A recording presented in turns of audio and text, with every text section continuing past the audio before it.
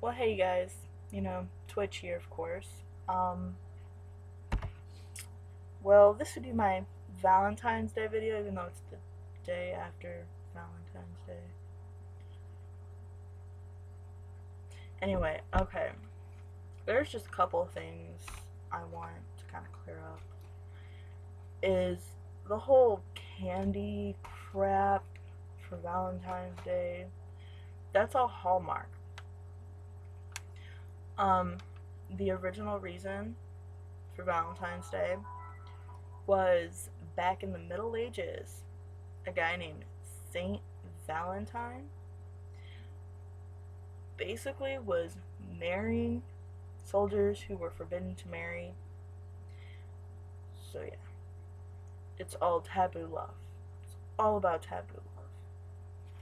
But then Hallmark came along and said, hey, let's turn a very crazy holiday into this.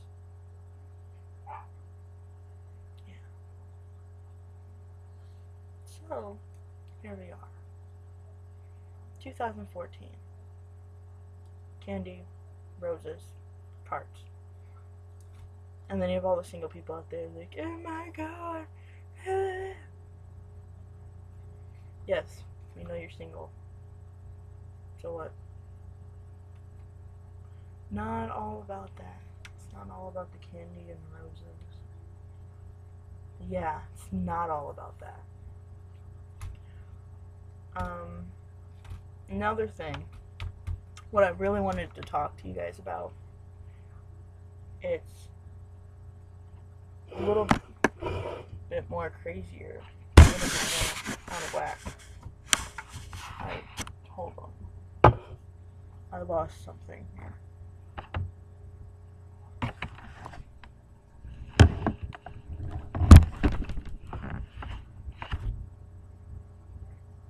I lost my lighter. Yeah, I know I'm talking about this in the video, but anyway.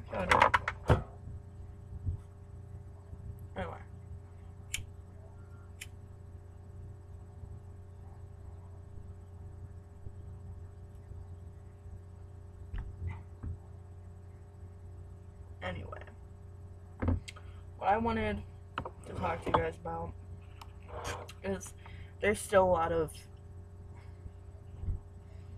controversy with this, but I'm going to talk to you guys about gay marriage.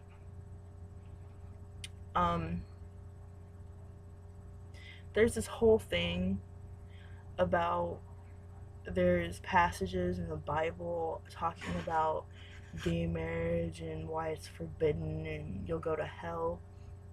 Turns out there's not.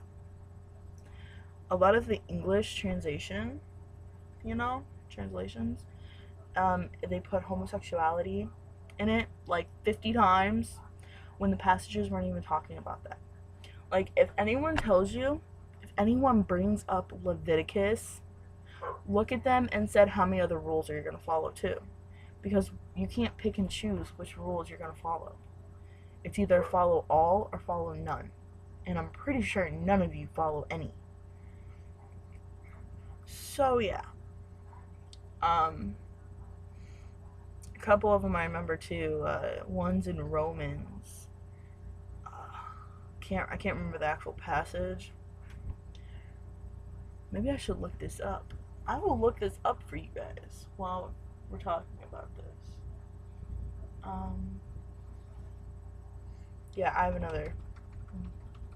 desktop computer I'm using for this too.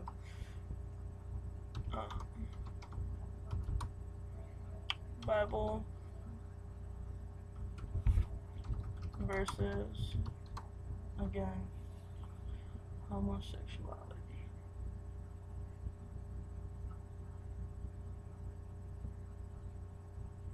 Okay.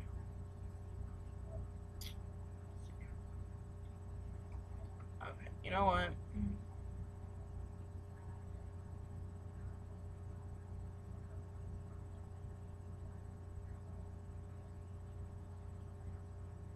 There's still a lot more than just like 7. But anyway, okay, the one I was talking about, Romans. Romans 1, chapter 1, verses 18 through 32. Alright. Here people are like, how it's shameful and stuff, but it's really not. Let me just read this and see what you guys think about this. But God shows his anger from heaven against all sinful, wicked people who suppress the truth by their wickedness. Yes, they knew God, but they wouldn't worship him as God or even give him thanks. As they begin to think up foolish ideas of what God is like, as a result, their minds become dark and confused. Claiming to be wise, they instead become utter fools, and instead of worshiping the glorious, ever-living God, they worship idols made to look like mere people and birds and animals and reptiles. Mind you, that's not talking about homosexuality. And that is, I think, just verse 18 through, I think, 19. Doesn't have it marked on the website. That first paragraph is actually talking about many other religions. It's saying how if you're pagan or Wiccan, Hindu, there's many gods and there's goddesses, and basically God is saying there's only one, and if you do not worship him, you are going to become foolish. Mind you, I'm not trying to sit here and battle religion, okay?